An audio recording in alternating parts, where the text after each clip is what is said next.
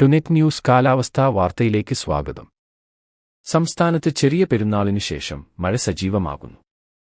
മാർച്ചിൽ ഭേദപ്പെട്ട വേനൽ മഴ ലഭിച്ച സംസ്ഥാനത്ത് ഏതാനും ദിവസമായി മഴ ദുർബലമാണ്. കഴിഞ്ഞ 2-3 ദിവസമായി ചുരുക്കം ചിലയിടത്തെ മഴ ലഭിക്കുന്നുള്ളൂ.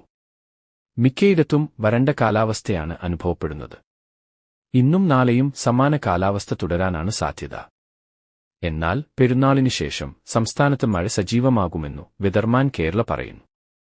സംസ്ഥാനത്തെ ഈദുൽ ഫിത്വർ ആഘോഷങ്ങൾക്ക് മഴ മങ്ങലേൽപ്പിക്കില്ല.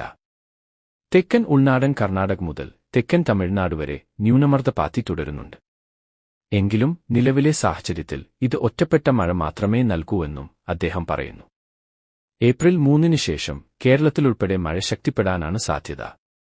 പ്രീമൺസൂൺ മഴയുടെ സ്വഭാവത്തിലേക്ക് മഴ മാറും. ഇടിയോടെ കനത്ത മഴ കിഴക്കൻ മേഖലയിൽ മലവെള്ളപ്പാച്ചിൽ ഉൾപ്പെടെ ഏപ്രിലിൽ പ്രതീക്ഷിക്കണം. പശ്ചിമഘട്ട മലനിരകളുടെ താഴ്വാരങ്ങളിൽ മഴ ശക്തമാകാനാണ് സാധ്യത. കേരളം, തീരദേശ കർണാടക, ഗോവ, തെക്കൻ കൊങ്കൺ എന്നിവിടങ്ങളിലും വേനൽമഴ ശക്തമാകും. തെക്കൻ ഉൾനാടൻ കർണാടകയിലെ മൈസൂരു, ബംഗളൂരു, തമിഴ്നാട്, കേരള അതിർത്തി പ്രദേശങ്ങളിലും മഴ ലഭിക്കും. വേനൽമഴ തെക്കേ ഇന്ത്യയിൽ സജീവമാകുന്നതോടെ മഹാരാഷ്ട്ര, തെലങ്കാന, ആന്ധ്രാപ്രദേശ്, കർണാടക, കൊങ്കൺ, ഗോവ എന്നിവിടങ്ങളിലും മഴ കൂടുമെന്നും അദ്ദേഹം പറയുന്നു.